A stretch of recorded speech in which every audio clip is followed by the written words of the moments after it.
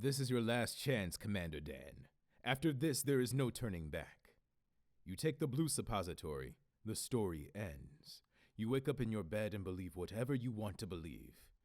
You take the red suppository, and we find out just how far the rabbit hole goes. Suppositories, Commander? Of course! Morpheus is always getting betrayed and crap. I mean, pills, they don't mean shit. You want to know who's loyal? Make him take the red suppository. That's true faith.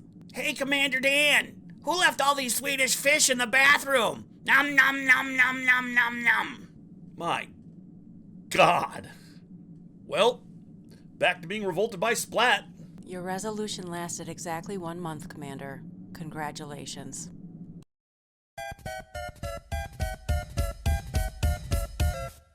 Get upset on the internet. Hey everybody, and welcome to Retro Station 1989. My name is Commander Dan, the commander and lone human inhabitant of the Retro Station. Along with me is Cambot Jr., who's operating the camera and taking care of the video quality and everything. Splat, he's a buddy of mine. He lives in comfort and utility in a wonderful place filled with fruitcake and all the things he could love. And Margot, our AI, who takes care of everything aboard this ship. And this is License to Play. This is a show where we review licensed video games from the past. Retro games, you know, stuff based on movies, TV, books, comics, breakfast cereal, fast food mascots. Let's just say that if it had a license and it's a retro game, we evaluate it to see if it has a license to play. And this week, we continue our licensed titles of Action Month. That's right, we're going to be doing action-based movies. Folks, our second entry is none other than the 90s action classic, the movie that changed everything, and is a requested evaluation from our very own AI and ship's, well, everything, Margot. Affirmative, Commander Dan. And many thanks. As a synthetic intelligence, the idea of a society run purely by machines intrigues me. I bet. I also bet that this could cause trouble down the road, but I'm not that bright. So let's go ahead and plow into this evaluation, beginning with a look at the end of the old days and the beginning of the new. Cambot, fire up that footage. 1999. It was the year we were all supposed to be partying like it was, and damned if we were far less interested in partying like it was 1999, and was more like we were scurrying like it was about to be Fallout 6, and all of the computers in the world were going to reverse gravity, give toddlers adult haircuts, and cause all pets to become unspayed and neutered, and Bob Barker to get both spayed and neutered. Just saying, the Y2K crisis was very real, and amidst all this techno fear, we were primed for movies that preyed upon these fears. There was The 13th Floor, about a virtual reality holodeck mystery. Then there was Existence, a Cronenberg movie that was a mix of the evolution of Videodrome mixed with the subject of today's evaluation. The machines take over, basically. And what is real? And all this technophobia led to, well, not much. Apparently, the media blew the possible problems with computer systems and their lack of ability to compute a 4-digit date structure way out of proportion. I know, shock. And we all underestimated the dedication of software engineers, hardware engineers, and basically humans themselves. You know, I wonder if there's something to be learned from all that. I, for one, learned one thing. That The Matrix was fucking awesome. When The Matrix came out, I was a grown-ass man, but like a lot of other Gen Xers out there in that era, this flick was like experiencing the movies of the 80s all over again. The Matrix was an event. I mean, it was, well, until my opinion, Avengers, when the paradigm of action movies was actually fundamentally changed again. But The Matrix just was unique in the way that it did everything. The Matrix inspired movie wire work and high-concept martial arts, features like commercialized action, and, man, you know, just sleek, cool aesthetics for genre flicks, where aesthetic was just as important as content, but hadn't been really latched onto until The Matrix. And Avengers? Well, for better or worse, proved the concept of the shared universe for a franchise. And infected film for the foreseeable future. I mean, turning every nostalgic property into Smash Brothers Melee. The Matrix, though, did it first and established the Wachowskis as a royalty of high-concept action movies. Let's take a look at the Wachowskis, their films, and their influences for this 90s action masterpiece. Hey, I'm gonna start now. Okay? Sure. I'll just be here in the room, so to speak. Carry on. Okay. The Wachowskis are directors of a certain stripe that critics often brand as iconoclasts, as boundary-breaking filmmakers, and most often they use the word auteur. You know, folks like David Lynch, Kubrick, Quentin Tarantino, my buddy Kev Smith. These people make movies that really only they can make, especially in the case of David Lynch. The Wachowskis began their career by... Seriously, are you just going to stand there burnishing your hoofs or wherever the fuck alpha lumps have? I'm just here, in the room, waiting for you to address me. What? What is your problem? Also, I'm pretty sure the Nostalgia Critic is hiring. Why don't you jog on and take this convenient joke of his back to where it comes from? Fine, let's address you, the elephant in the room. The Wachowski sisters are trans women who created one of the greatest action movies of all time. The movie and all associated licensed materials use their former gender titles and pronouns all over the place. And for a trans person, that kind of thing can feel insulting, or at worst, just plain hateful. So yeah, during this evaluation, I'll be referring to the creators of The Matrix as the Wachowskis, or Wachowski sisters, even though to talk about the movie, I'll be showing behind-the-scenes footage, which may have glimpses or seconds of the Wachowskis before transitioning. Understand that this is historical reference, and not out of some hateful impulse that they appear here. I'm aware that they used to be identifying as male, and now they're identifying as female. It's called being a grown-up. That's what they want. Let them be that. Now be gone, elephant in the room. Jesus. All right, so let's start our story in the year 1994. The Wachowskis sold Warner Brothers their screenplay for Assassins, a Sylvester Stallone and Antonio Banderas flick about a pair of assassins, elites going at each other, which kind of felt like a furtive attempt to have the studio have Stallone hand off his action star torch to Antonio Banderas, based primarily on the work he'd been doing in the upcoming Desperado, and, well, we'll all talk about that sometime later, in probably a staff picks regarding one of my favorite movies of all time.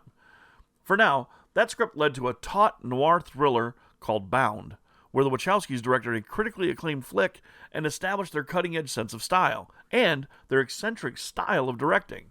Bound had a sex coordinator and consultant for the love scenes, to make them both accurate, and unlike past love scenes, which were just excuses for TNA amongst lesbian couples, it was actually, accurate.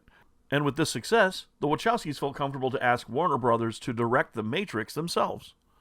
Now, the story is well known, well worn, and well tread, like how they wanted Will Smith as Neo, but he chose to play Jim West in Wild Wild West for Warner Brothers also, and how the entire cast was given simulacra and simulation as required reading, and the Wachowskis demanded that the cast be able to explain the plot fully when asked about The Matrix. I mean, you try doing that right now. Even if you love The Matrix, it's hard to do.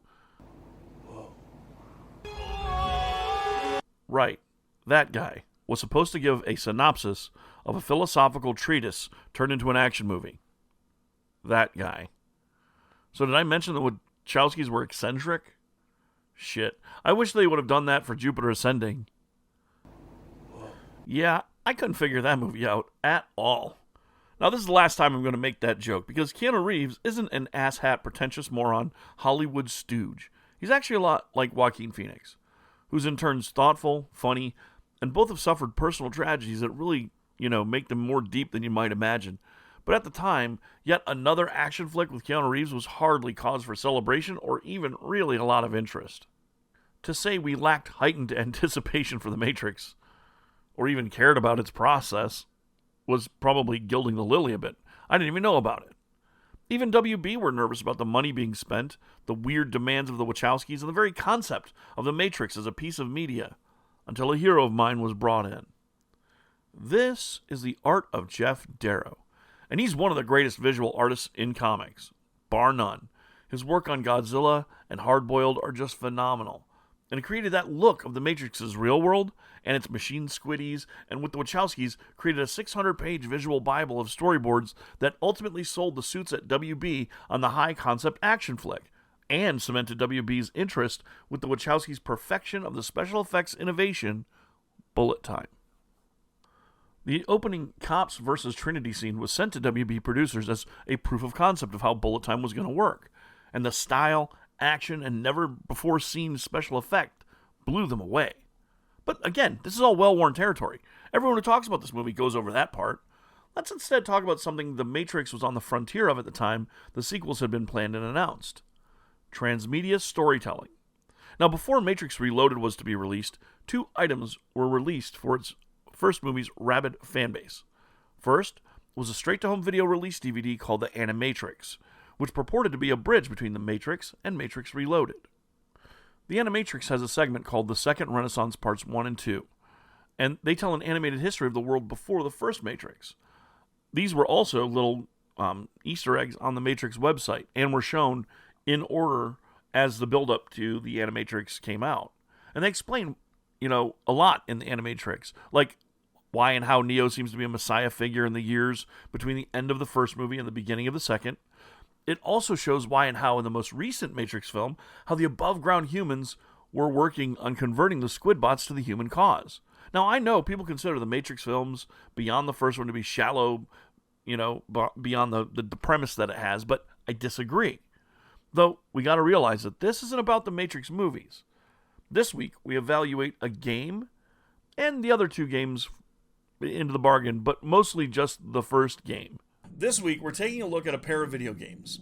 A trio, actually, and diving headfirst into the trippy, stylish, philosophical mind fling that is Enter the Matrix. Enter the Matrix, Path of Neo, and The Matrix Online. Cambot, fire up that footage. The Matrix and its transmedia positioning for the second film in the announced trilogy was unprecedented. Folks were hyped for the movie, and fans were told that there were parts of the Reloaded story being told in the Animatrix, in the video sections on whatisthematrix.com, which was a repository of Matrix lore and philosophy.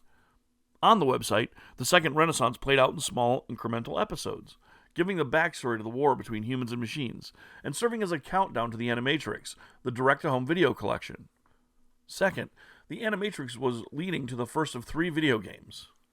The first was Enter the Matrix. In the final fight of the Osiris, the last segment of the Animatrix, it ends with Jue dropping off a desperate package, which is a warning that the Sentinel Squiddies are amassing a machine army to wipe out Zion, and they're closer than anyone even thinks. And this sets into motion the events of Enter the Matrix. Now we're going to sidestep, like Neo's sidestepping gunfire and responsibility for all those civilian deaths at that bank in the first Matrix, to a subject I know a bit about: altered reality games, or ARGs. ARGs are most often used these days as a marketing tool, but in the early 2000s, they were a way to create an interactive fiction involving web pages, social media, and email. One of the earliest examples of this was Ted's Caving page, an Angel Fire page, which still exists if you can believe it, which weaves an eerie tale of cosmic horror, beginning as a weird story about a cave on a guy's private, free-to-create Angel Fire site. SCP is another site carrying on this tradition, Creepypasta, which is a branch from the same tree, and more. But transmedia, which means having portions of a story told outside of the main form of that media, wasn't an ARG per se, but used the same elements to whet the audience's interest in an upcoming property. And when am I ever going to have a chance to talk about this game ever again? It's called Evidence, The Last Ritual. It's an immersive experience in seeking a serial killer. It required the player to hunt the killer across seeded sites on the net. The killer would get your cell phone, your email address, and would seemingly email you, text you, call you, stalk you. It was an unnerving experience for that time. And it all stems from the ARG-like transmedia utilized from the Wachowskis, I believe. It became popular at that time. To my knowledge, this kind of outside requirement to enjoy a film has only happened twice. First, with Matrix Reloaded, and second, with the very strange film Southland Tales. Southland Tales required viewers to be familiar with 3 volumes of comics to take on the crazy-ass vision of the future presented by Richard Kelly, the guy who directed Donnie Darko. 300 pages of comics to give the viewer the basic understanding necessary to explain all this. More recently, Cloverfield's ARG was legendary. Its second ARG was passable, and the Cloverfield Paradox ARG was a stitched-together last-minute kit bash without a lot of polish or content, which offended most people who are fans of the Cloverfield universe and what they're trying to do, including myself, sadly. I wanted more of an ARG, but unlike the Cloverfield ARG 10/18/01, I believe, or 08, I can't remember, which informed the movie experience, Enter the Matrix as a game introduced concepts, characters, villains, and plot elements that were needed to complete one's experience with the film Matrix Reloaded. Did you ever have that weird feeling while watching the second Matrix movie, Matrix Reloaded, that you missed something prior to walking in? Like, oh, vampires? Merovingian? What the hell is the key guy? What is any of this? And what happened at the power station? Did I miss a reel of footage?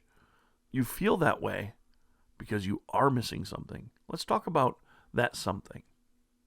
So, the game was designed not just to be an addition to Matrix Reloaded, but part of the Matrix Reloaded experience. I don't think there's been a successful attempt at integrated video game experiences in the way the Wachowskis attempted here. Maybe the Black Mirror episode Bandersnatch, it was a movie on Netflix. It's still out there. You should check it out. It's pretty great. Comes closest to what the Wachowskis were trying, and I believe successfully, did on this movie. So, I love the Matrix sequels. I love them. And I think, honestly, because I played this game. Let's take a look at how this game came to be and the other games in the series, which holds lore and substance that permeates even to the most recent Matrix film, Resurrection. Shiny Entertainment was best known for creating off-the-wall action titles and did a lot to make a name for themselves in the licensed game marketplace. David Perry, a legendary game designer and theoretician in the microcomputer era, was asked to head up Shiny's effort. He balked initially, but more out of a resistance against creating licensed gaming experiences.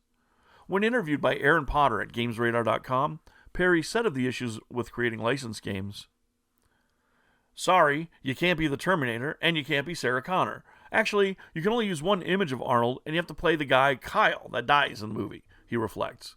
He explains what the restrictions were around licensed games that he made him feel like, he didn't want to do it. Then along comes the Wachowskis, and they want to shoot an hour of Matrix-quality movie footage for our game and write the entire story. It was the most exciting project we'd ever been offered. The Wachowskis explained it to me that they wanted to have two experiences. The people that saw the movies would enjoy watching them, but the people that played the games would have a different experience. In the movie, Morpheus falls off a fuel truck, but he's saved by Niobe driving a car. As a gamer, you had to get that car there. You saved Morpheus. But that movie viewer is just as happy to see Morpheus survive. So to be clear, if these two people were watching the movie together, after one had played the game, they'd be having very different experiences. Interview with Games Radar, making of Enter the Matrix by Aaron Potter. So, Enter the Matrix was developed by David Perry and the folks at Shiny Entertainment. Due to their experience creating licensed titles like Aladdin, Teenage Mutant Ninja Turtles, and others, they were presented with the awesome task of matching up gameplay to an hour of Wachowski's directed filmic content. And did they succeed? Well, we'll go into that during the evaluation, but the production of Enter the Matrix was a 2-year process that asked a metric crap ton of the developers. Warner Brothers participated in the creation of the game, from production images and plot elements, but the biggest hurdle seemed to be getting the color grading and timing to match the first movie when they were in the Matrix. However, the wirework, motion capture, and Wachowski-written story was unique for video gaming, and its transitions from live action to game were innovative as hell, and they led to the same kind of transitions in the Lord of the Rings action games by WB, which were also spectacular. Now, the game came out to middling reviews, and the reasons for that were varied. Repetitive gameplay, long levels, a steep learning curve for controlling the heroes Niobe and Ghost, but most of all, yeah, you guessed it, no Neo, no Trinity or Morpheus. That was the biggest flaw many players thought the game had. And here's a fact. People who didn't play Enter the Matrix didn't see all there was to Matrix Reloaded. It wasn't just a separate experience, it was a missing experience. As Edge Magazine's Stephen Poole pointed out, the most worrying new precedent that Enter the Matrix sets, though, is with its massively hyped synergy and narrative overlap with Reloaded, is that it seems the film itself has been deliberately made to suffer to donate some of its lifeblood so that its vampiric brood can feed on it. In Reloaded, Niobe and her crew go to blow up the nuclear power plant, a feat of security bypassing which would presumably require something like a lobby scene squared. Instead, we see nothing until they're already in the control room. Why? Because that's what you get to do in the game instead. The film's sense of rhythm and victory over that threat is compromised just so we can bash buttons on our consoles at home. It's as though James Cameron had cut footage out of Aliens so that it could be rendered in blocky 2D graphics in the 1987 Spectrum and C64 tie-in game released by Electric Dreams, which remains, actually, a superior film-to-game conversion. Please note that Stephen Poole here is overstating and possibly trolling. I mean, come on, it's Edge Magazine. Edge is also the famous magazine asking why we can't talk to the human defiling demons of doom as a feature. So take their opinion with a grain of troll shit. However, an 8-bit game from the Commodore 64 does not beat this game. It's not superior in translating that game to film because James Cameron didn't have shit to do with that game, Mr. Poole, you numbnut. Anyway, Shiny released Path of Neo after that, which is basically a Neo-based story showing the trek of Neo throughout the flicks, and it's fine. It's just fine. It's good. We're evaluating Enter the Matrix this time, and it deserves a full and dedicated look. Now, we'll talk a bit about the MMO first, mainly because the current movie relies on some of the elements from that game and events that happened. When MXO was run by Monolith Studios, it ran it much like an old-school Mux or Mush. Multi-user dungeons. They were interactive text-based RPGs. They're great in my opinion, and treated live events with a lot of care and dedication to delivering as best they could the ongoing saga of the Matrix universe. The MMO had 3 factions, the Zion Red Pill humans, the Merovingian Sneaky Pete's, and those aligning with the machines to make a new future. All 3 were plot elements that were incorporated into the new film. These games meant something to the Wachowskis, and to Warner Brothers and these films. If you didn't participate in these experiences, you missed out. It's the key. It's why people review the movie so critically and harshly and wish there was more. Well, there is. It's these games. I mean, even the death of Morpheus is from the MMO.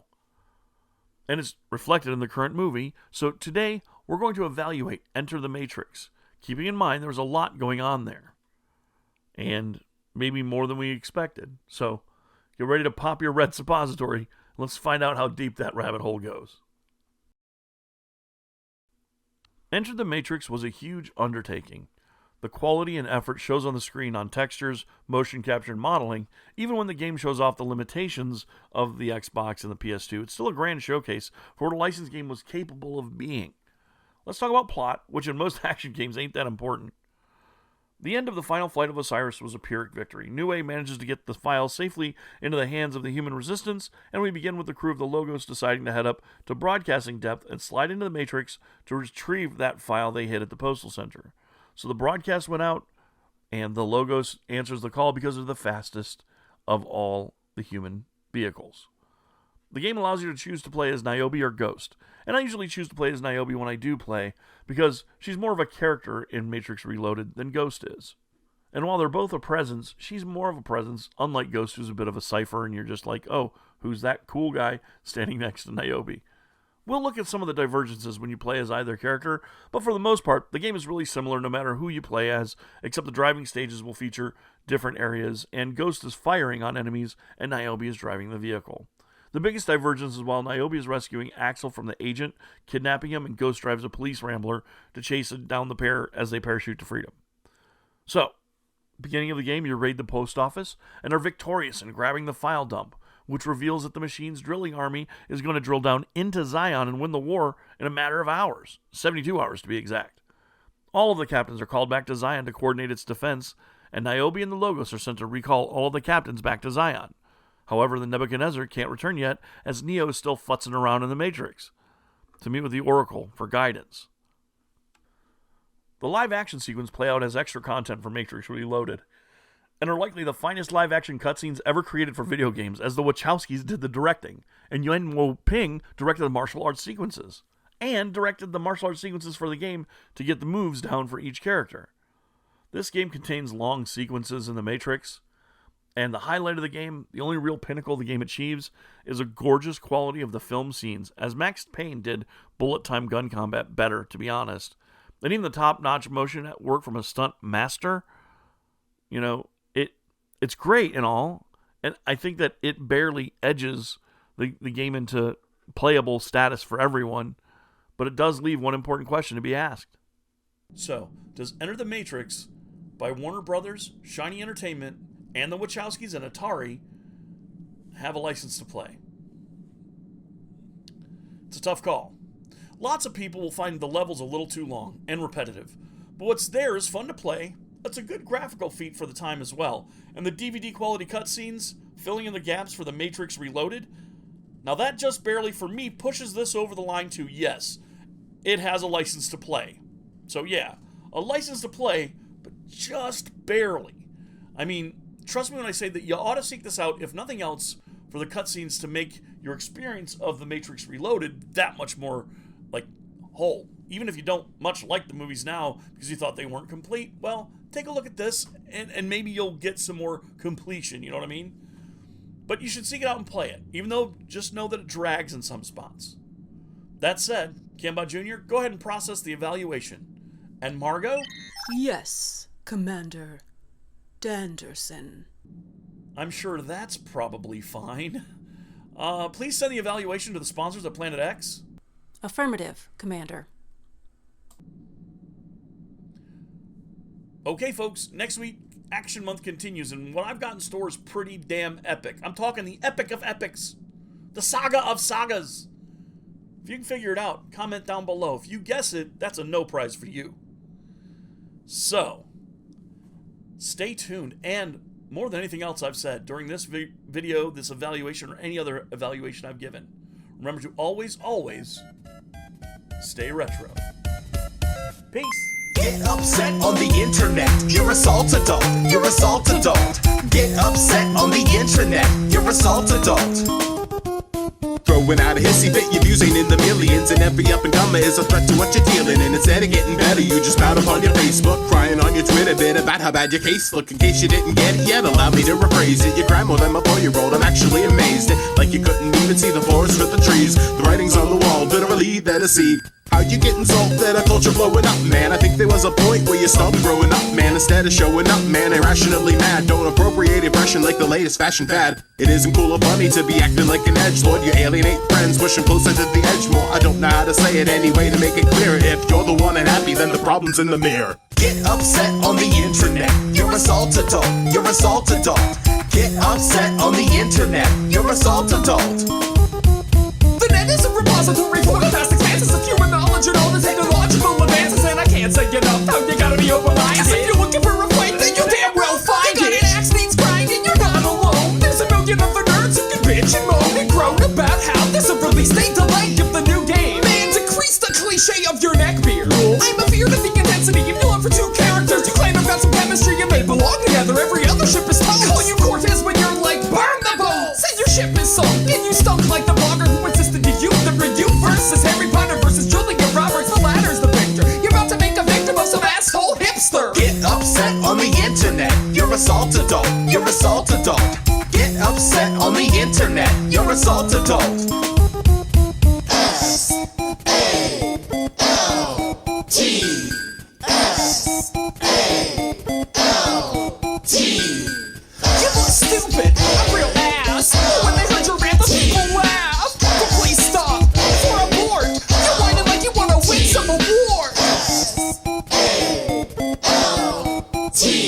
You're a salt adult. You're a salt adult. You're a salt adult. You're a salt adult. You're a salt adult. You're a salt adult. You're a salt adult. You're a salt adult. You're a salt adult.